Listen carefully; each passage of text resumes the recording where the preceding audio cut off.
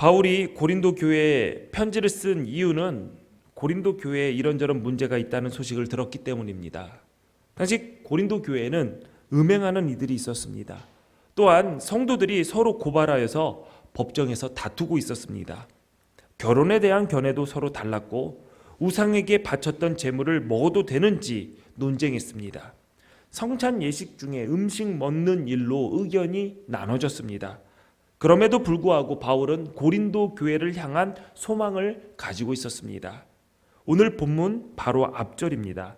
고린도전서 15장 57절에 우리 주 예수 그리스도로 말미암아 우리에게 승리를 주시는 하나님께 감사하노니. 문제가 많은 고린도 교회였지만 바울은 고린도 교회가 예수 그리스도로 말미암아 승리할 것을 믿었습니다. 그래서 하나님께 감사했습니다. 바울이 승리를 말한 것은 막연한 낙관주의자였기 때문이 아닙니다. 또 무조건 잘 되고 이길 것이다 라는 긍정의 마인드를 가지고 있었던 것도 아니었습니다. 예수 이름으로 승리를 얻으려면 고린도 교회 성도들이 할 일이 있었습니다. 그것이 오늘 본문에 나와 있습니다. 우리 같이 한번 봉독해 볼까요? 그러므로 내 사랑하는 형제들아 견실하며 흔들리지 말고 항상 주의 일에 더욱 힘쓰는 자들이 되라. 이는 너희 수고가 주 안에서 헛되지 않은 줄 알미라. 아멘. 현재 상황은 소란스럽지만 시끄럽지만 평안하지 못했지만 고린도 교회는 견실해야 했습니다. 이런저런 문제들 때문에 흔들리지 말아야 했습니다.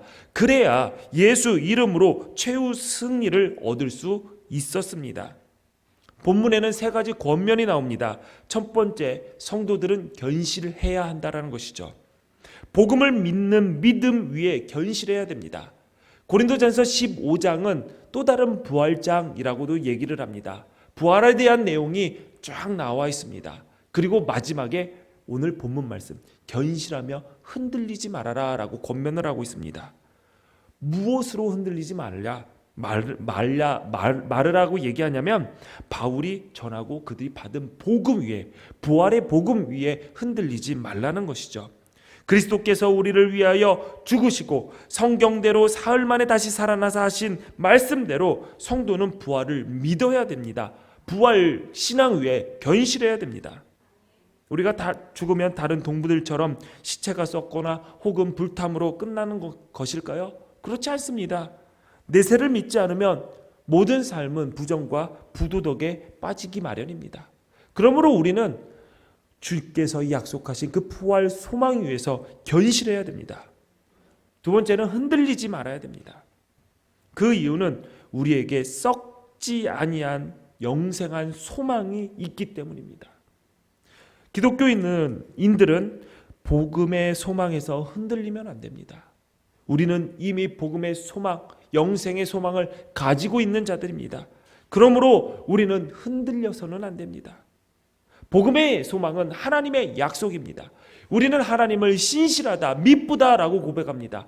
그 말을 쉽게 얘기하면 하나님은 절대로 약속을 지키지 않는 일이 없으시다. 약속을 꼭 지키신다라는 말입니다. 그렇습니다. 하나님은 약속을 지키시는 분입니다. 우리의 소망은 바로 하나님의 약속에 달려있다는 사실을 우리는 잊지 말아야 됩니다. 그러므로 우리가 볼 때 내가 영생을 사는 것이 무엇일까? 내가 정말 그리스도 안에서 영생을 누리면서 살아가고 있는가? 그러한 생각이 들어도 하나님의 미쁘심, 하나님의 신실하심을 믿고 부활과 영생의 소망을 가지고 흔들리지 말아야 됩니다. 그리스도인은 또 다른 말로 교회에 출석하는 사람이 아니라 영생의 소망을 가슴에 품고 있는 자들을 그리스도인이라고 합니다. 그러므로 그 소망 안에서 흔들리지 말아야 됩니다. 세 번째 권면은 주의 일에 더욱 힘쓰는 자들이 되라라는 것입니다. 어떻게 해야 됩니까? 항상 그래야 합니다. 본문 말씀을 보니 항상 주의 일에 더욱 힘쓰는 자들이 되라라고 했습니다. 교회를 시끄럽게 하던 문제들, 내가 옳고 너는 틀렸다 하며 떠들던 논쟁들이 있었지만 믿음을 지키며 견실하며 흔들리지 말고 주의 일에 더욱 힘써야 했습니다. 그냥 대충 해라, 되는 대로 해라, 그게 아니라 힘써라. 항상 힘써라. 더욱 힘써라, 더더욱 힘써라 라고 권면을 합니다. 그리스도인은 거룩한 섬김과 희생, 헌신의 의무를 수행함에 있어서 인색해서는 안 됩니다. 그러므로 열심히 해야 합니다. 힘써 해야 합니다. 항상 해야 되고 더욱 해야 합니다. 하나님은 우리들의 섬김과 희생, 우리가 드리는 헌신을 잊으실 만큼 부당하시지 않습니다. 히브리서 6장 10절에 보니 하나님은 불의하지 아니하사 너희 행위와 그의 이름을 위하여 나타낸 사랑으로 이미 성도를 섬긴 것과 이제도 섬기고 있는 것을 잊어버리지 아니하시느니라 라고 했습니다. 하나님은 불의하시지 않습니다. 의로우신 하나님입니다. 그러므로 우리의 행위와 그리고 우리가 예수 그리스도의 이름으로 사랑을 베푼 것, 성도를 섬긴 것, 그리고 앞으로 섬길 것, 지금 섬기고 있는 것, 하나님께서 절대로 잊어버리시지 않는다. 왜? 하나님 의로우시니까. 하나님이 그것을 잊어버리신다면 성경은 얘기합니다. 그건 하나님이 불의하신 것이다. 무슨 말입니까? 절대로 잊어버리시지 않는다라는 것이죠. 2022년을 사는 우리도 항상 주의 일에 더욱 힘써야 합니다. 견실한 삶은 그냥 되는 것이 아닙니다. 우리가 주의 일에 더욱 힘쓸 때 얻어지는 것입니다. 고린도 교회는 결혼의 장단점을 놓고 생각을 달리하는 사람들이 있었습니다. 바울은 이 문제에 대해서 이렇게 얘기했습니다. 결혼한 사람이라면 남편은 아내를, 아내는 남편을 기쁘게 할지 고민해야 된다라고 가르쳤습니다. 그리고 결혼하지 않은 사람들에게 이렇게 말했습니다. 고린도전서 7장 32절에 보니까 장가가지 않은 자는 주의 일을 염려하여 어찌하여야 주를 기쁘시게 할까 하되, 또 고린도전서 7장 34절을 보니까 시집가지 않은 자와 처녀는 주의 일을 염려하여 라고 했습니다. 결혼한 자는 배우자를 기쁘게 할 것에 대해서 고민하라. 결혼하지 않는 자는 주를 어떻게 해야지 기쁘시게 할까 고민하라. 주의 일에 대해서 염려하라 라고 얘기했습니다. 그렇다고 결혼하지 않은 사람만 주의 일을 염려하라 라고 말한 것이 아닙니다. 먹고 사는 일에 매임에서 조금이라도 벗어날 수 있다면, 일상의 삶에서 숨 돌릴 틈이 생긴다면 그 귀한 기회와 시간에 주의 일을 염려하는 것, 주의 일을 하는 것, 그 일에 사용하라는 것이죠. 여러분, 주어진 일을 하다 보면 살다 보니 하루가 모자라시죠? 정말 바쁘시죠? 어떻게 하루가 지나갔는지 모르시지 않습니까? 우리 모두 다 바쁘게 살아가고 있습니다. 어느 한 사람도 야, 나 여유 있다, 나 한가하다 말하는 사람 아무도 없습니다. 그래서 우리는 내가 무엇 때문에 바쁘고 시간이 없는지 점검해 봐야 됩니다. 그 점검하는 가운데서 중요한 것을 먼저 선택하는 지혜가 필요합니다. 많은 사람들이 이렇게 얘기합니다. 시간이 없어서 기도를 못합니다. 시간이 없어서 하나님의 말씀을 보지 못합니다. 매일 바쁘게 살다 보니 신앙생활이 어려우신가요? 그렇다면 여러분, 일상의 여유가 주어지기를 구하십시오. 영적으로 피폐해지지 않도록, 너무 바빠서 질병 때문에 몸이 상하지 않도록 돌아보고 회복할 시간을 갖기 위해 노력하시고 여유롭게 살게 해달라고 주님께 기도하십시오. 그리고 하나님께서 그 기도에 응답하셔서 여유 있는 시간, 그런 때가 생기면 무엇보다도 주의 일을 하려 해야 합니다. 다른 일보다 먼저 주의 일을 염려해야 합니다. 그런데 우리 가운데는 이렇게 생각하시는 분도 계실지 모르겠습니다. 이 정도면 됐지. 얼마나 더 하라는 거야. 이 정도 섬기면 된 거 아니야? 나 정도만 해도 칭찬받을 것 같은데, 천국 가는데 아무런 문제가 없을 것 같은데, 과연 그럴까요? 오늘 본 말씀, 항상 주의 일에 더욱 힘쓰는 자가 되라. 주의 일에 더욱 힘쓰는 자가 되라고 했습니다. 언제요? 시간이 되면? 나중에 애가 크면? 대학에 가면? 지금 일이 산적해 있는 문제가 해결되면? 아닙니다. 항상입니다. 항상은 지금부터 앞으로 쭉입니다. 한숨 나오시나요? 힘들 것 같나요? 트럼본을 가르치는 한 우리 초등학생 학생이 횟수로 3년째 지금 트럼본을 저한테 배우고 있는데 5학년이 됐는데 저한테 조용히 얘기하더라고요. 목사님, 이제 제가 5학년이 됐는데요. 도대체 언제까지 제가 트럼본을 해야 됩니까? 아니 무슨 소리야? 걔는 그 생각을 한 거야. 학교도 졸업을 하듯이 이 트럼본도 졸업할 날이 됐는데 졸업할 날이 있다는 걸 알고, 그래서 얘가 생각을 잘못하고 있구나. 이런 생각에 싹을 쫙 쏙 빼야겠다. 그래서 제가 항상 너가 트럼본을 그만두는 날이 올 것이다. 얼굴이 밝아져요. 죽는 날이다. 안 죽고는 못하니 살아있는데 트럼본을 못하는 날도 올 것이다. 언제니? 이가 다 빠져가지고 피스가 고정이 안 되거나 입술이 찢어져가지고 입술이 떨리지 않아서 소리를 못 내면, 그러면은 너가 트럼본을 그만둬도 된다. 그랬더니 악기를 조립하고 뿌뿌뿌뿌 불고 연습하고 어제 갔습니다. 여러분, 주님께서 여러분에게 허락하신 시간, 달란트, 여러분의 재능들 언제까지 졸업이 있는 것이 아닙니다. 주의 일 하는 것에는 항상 끝까지 주님께서 허락하시는 건강이 있는 날까지, 주님이 우리를 부르시는 그날까지 됐다 그만해도 된다. 이제 와서 쉬어라. 와서 나의 잔치에 참여하여라 라고 하는 그날까지 우리는 항상 끝까지 더욱 열심히 해야 됩니다. 잭 안드라카라는 학생이 있었습니다. 아버지의 친구가 췌장암으로 돌아가시면서 췌장암에 대해서 관심을 갖기 시작했죠. 그는 췌장암의 조기 발견율이 낮다라는 것을 알고 문제를 해결하고 싶어서 인터넷으로 과학 저널을 탐독했습니다. 그러다가 탄소 나노 튜브를 활용하면 췌장암 조기 발견이 가능할 것이다 라는 것을 알고 실험실을 빌리고 싶다라는 이메일 200여 통을 여러 대학 교수들에게 보냈습니다. 대부분 메일이 거절당했죠. 그 가운데 한 통, 존스 홉킨스 대학의 아니르반 마이트라 교수에게 그 메일이 도달했고, 마이트라 교수는 원하는 실험을 돕겠다라고 답을 해줬습니다. 존스 홉킨스 대학은 의학으로 굉장히 유명한 대학입니다. 명문이죠. 15살이었던 잭은 마이트라 교수의 실험실에서 4,000번 이상 실패를 맛보았습니다. 그때마다 마이트라 교수는 에디슨이라는 사람이 있었다 하면서 계속 반복해라. 실패해야지 성공할 수 있다라는 조언을 계속해 주었죠. 결국 이듬해 잭은 5분 만에 결과가 나오는 3센트, 우리 돈으로 30원이 채 되지 않습니다. 이 30원짜리 초저가 진단기를 완성했습니다.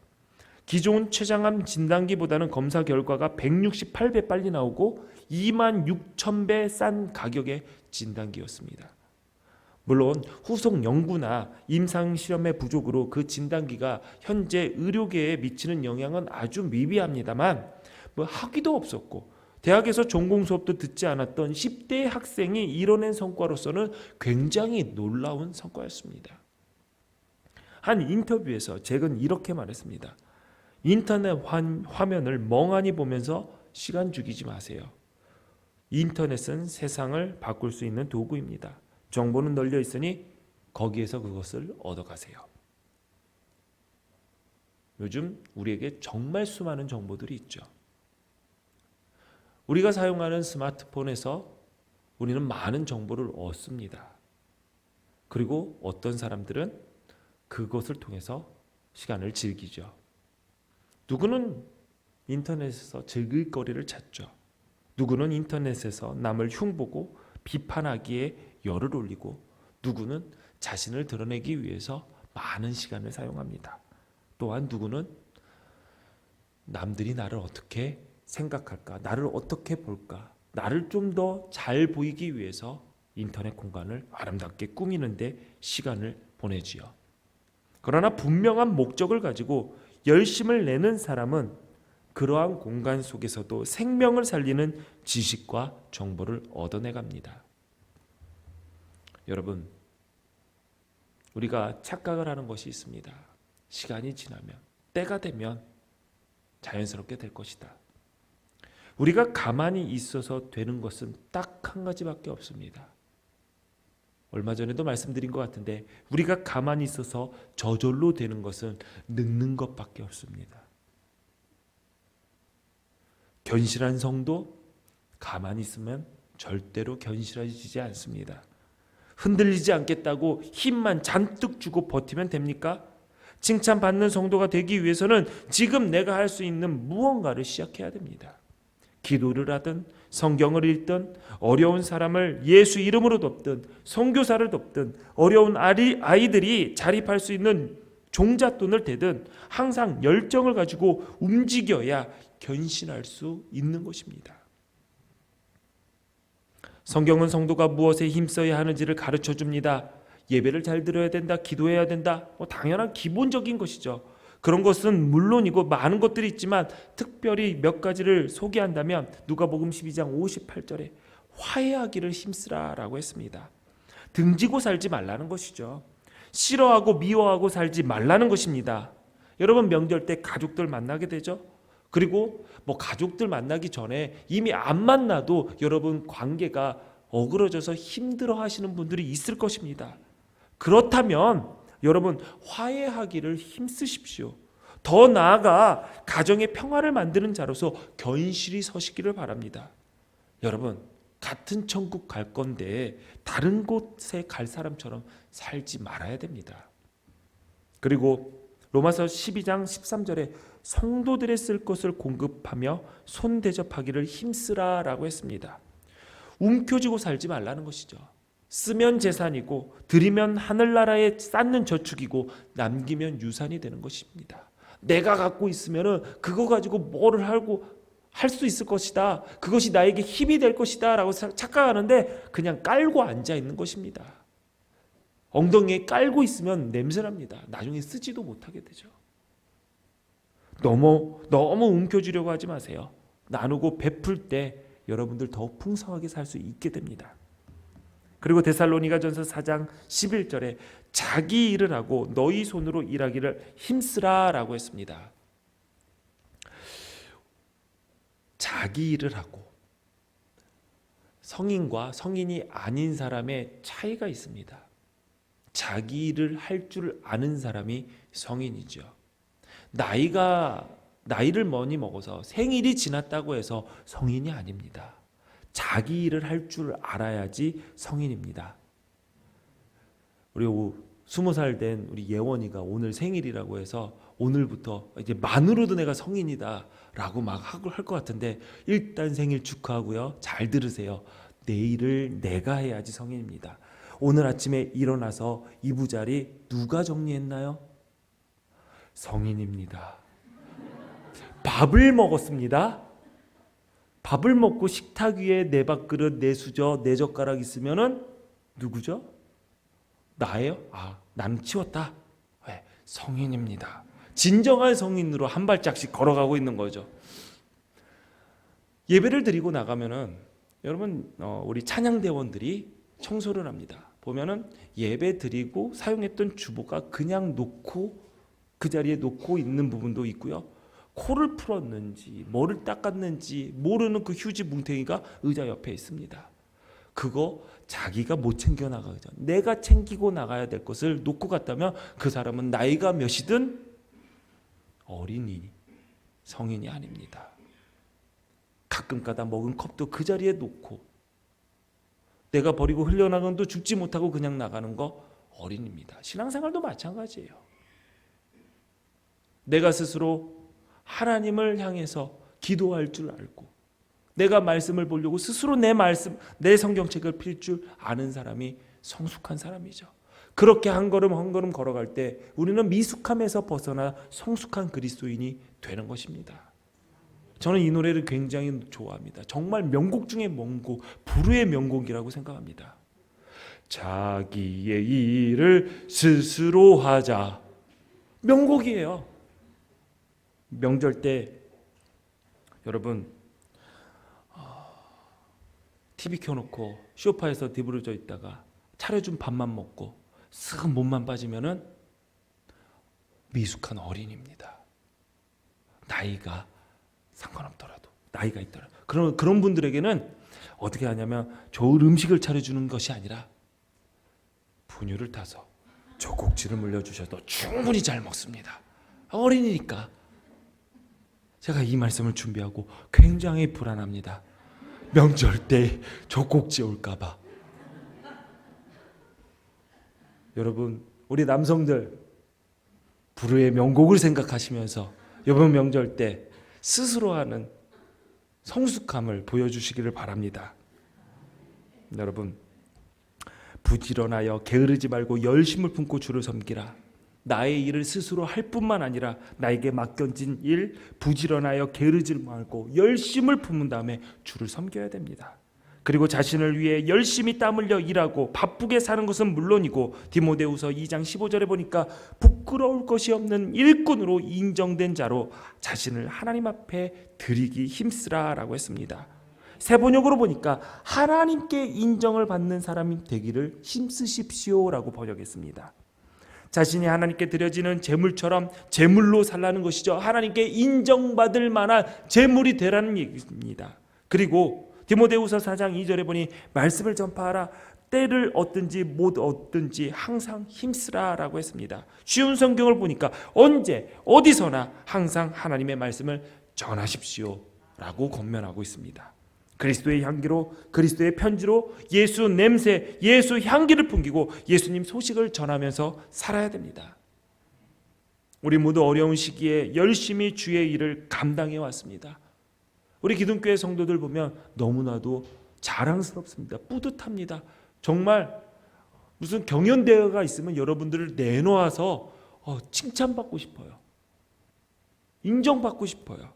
그렇지만 정직하게 우리를 돌아보면 힘써 주의 일을 한 시간보다 더 열심히 할 수 있음에도 불구하고 열심을 내지 않았던 때가 많았습니다. 주의 일에 더욱 힘써야 됩니다. 그리고 항상 해야 됩니다. 여러분, 왜 성경에 항상이라는 말이 들어가 있을까요? 저는 그 이유에 대해서 너무나도 잘 알고 있습니다. 여러분 알고 계시나요? 그 이유? 저 때문입니다. 옛날 사람들은 자신의 본 이름 외에 허물없이 부를 수 있도록 이름을 하나 더 만들곤 했습니다. 그것을 호라고 하지요. 저도 심심해서 저의 특징을 잘 나타낼 수 있는 호를 여러 개 지어봤습니다. 그 중에 한 가지 호를 소개해드리겠습니다. 번쩍일 섬, 빛 광자를 써서 섬광입니다. 섬광정초로 선생, 섬광 선생. 예. 순간적으로 강하게 번쩍거리는 빛을 섬광이라고 하죠. 저는 어떤 일이든 처음 시작할 때는 번쩍 잘합니다. 그러나 항상 한결같음을 유지하는 것은 저에게 너무나도 어렵습니다. 그래서 제가 섬광이라고 호를 지었습니다. 원하시면 가져가셔도 됩니다. 오늘부로 그 섬광 안 쓸 거라서요. 그래서 성경에서 항상이라고 써 있는 것을 구절을 보면 나를 위해서 써져 있구나. 정신 차리라고. 저 때문이라고 생각하고 있습니다. 잠깐 힘쓰다 그치는 것 누구나 잘합니다. 반짝 잘할 수 있습니다. 그러나 꾸준히 계속 힘쓰는 것은 아무나 할 수 있는 것이 아닙니다. 직분을 받고도 반짝 잘할 수 있습니다. 마음 먹고 예배 열심히 참석해야지 한두 주는 잘할 수 있습니다. 예배 시간 늦지 말아야지 한두 번 할 수 있습니다. 두어 번 시간 정해놓고 기도하는 거 그거 누가 못합니까? 규칙책 오면 사나흘 정도 말씀 묵상하는 거 그거 어렵지 않습니다. 그러나 항상 기도에 힘쓰고 항상 말씀을 가까이 하며 묵상하는 것, 항상 맡겨진 사명에 충성을 다하는 것은 결코 쉬운 일이 아닙니다. 그래서 우리는 항상 더욱 잘하기 위해서 애쓰고 힘써야 됩니다. 한결같음을 유지하는 것도 쉽지 않지만 더욱 더 잘해 나가는 것은 더욱 더 어렵습니다. 가정에서 여러분이 더 할 수 있는 일 있습니다. 그런데 안 하는 것은 뭐냐면 더욱 더 잘하는 것이 어렵기 때문이죠. 그러나 주께서는 우리에게 더욱더 잘하라고 권면합니다. 일터에서도 여러분 더욱더 열심히 할 수 있습니다. 교회에서도 우리의 할 일 더욱더 많아지고 더욱더 풍성해질 것입니다. 그럴 때 우리는 더 열심히 할 수 있을 것, 열심히 해야 됩니다. 더 많은 이들을 교회로 인도하여 하나님을 소개해야 됩니다. 더 많은 자리에서 봉사해야 됩니다. 더 많은 본이 되기 위해서 세상에서 그리스도의 향기를 풍기며 그리스도의 소식을 전하는 편지로서 일해야 됩니다. 가만히 있어서는 견실한 사람이 될 수 없습니다. 힘써야 됩니다. 더욱 힘써야 됩니다. 항상 주의 일에 힘써야 됩니다. 예수 믿는 우리들이 하는 모든 주의 일은 결코 헛된 일이 아닙니다. 하나님께서 성경 곳곳에 우리의 수고를 기억해 주시겠다라고 약속하셨습니다. 요한계시록 22장 12절에 보니 보라 내가 속히 오리니 내가 줄 상이 내게 있어 각 사람에게 그가 행한 대로 갚아주리라 약속하셨습니다. 요한계시록 2장 10절을 보니까 내가 죽도록 충성하라 그리하면 내가 생명의 간을 내게 주리라 약속하셨습니다. 하나님께서 약속하셨다면 그 약속은 무조건 지켜지는 것입니다. 충성, 변함없는 것을 말합니다. 충성이라는 단어는 충성할 충자, 정성성자를 사용합니다.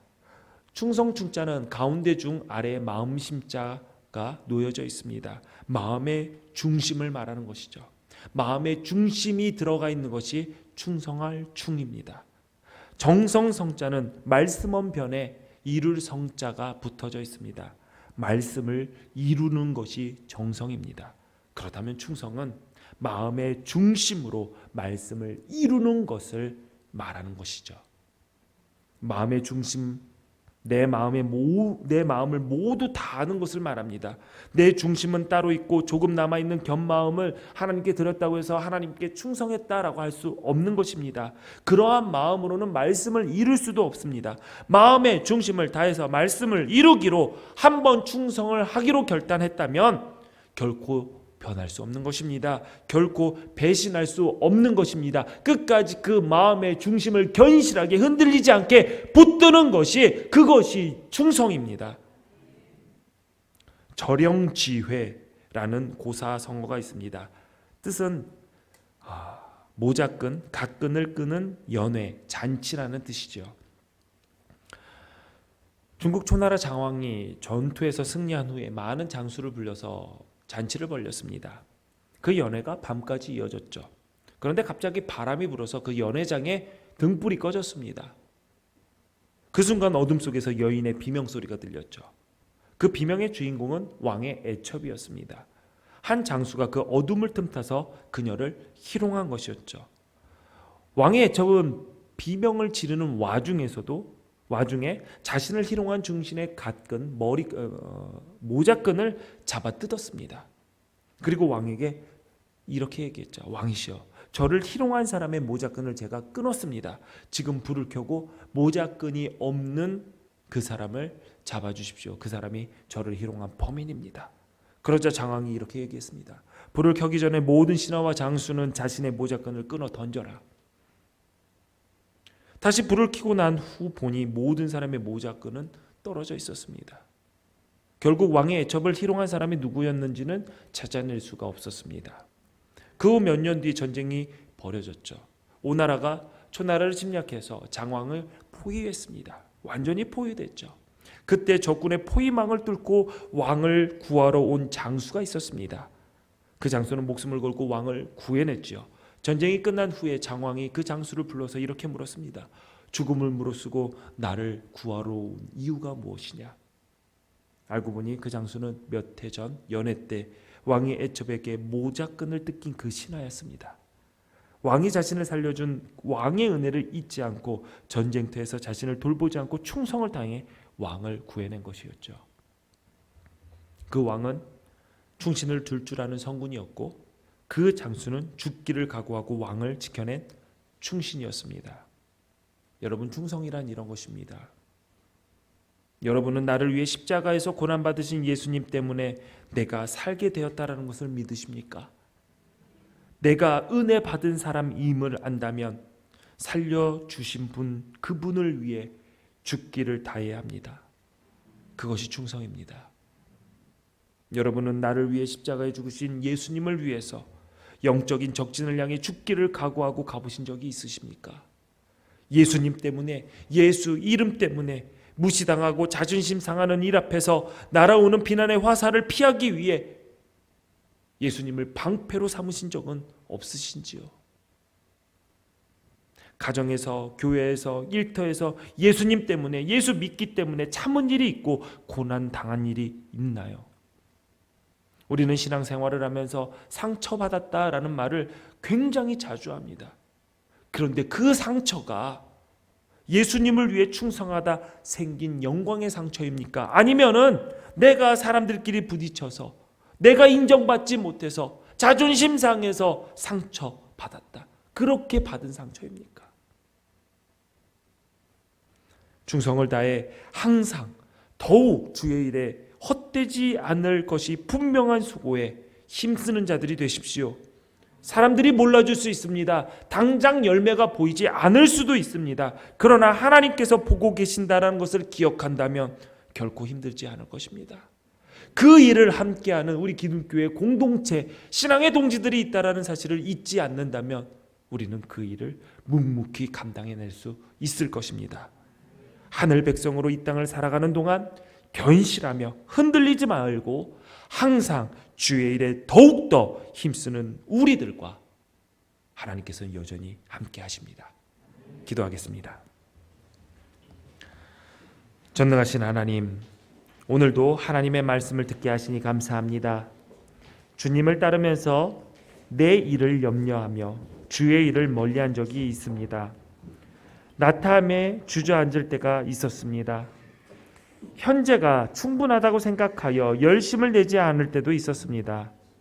주님, 우리를 긍휼히 여기셔서 항상 더욱 주의 일에 힘쓰게 하시고 이러한 견실한 모습으로 최후 승리의 자리에 서게 하옵소서. 예수님 이름으로 기도합니다. 아멘. 자리에 일어나셔서 준비한 예물 주님께 드립니다.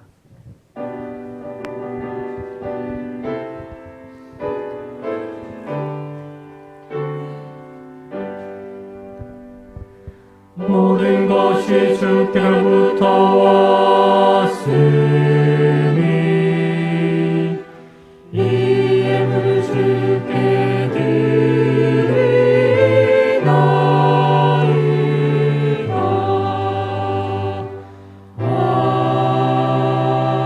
아멘. 드려진 예물 위해서 기도하겠습니다. 하나님, 세상에 살면서 땀 흘려 일하여 얻은 소득을 구별하여 하나님께 드립니다.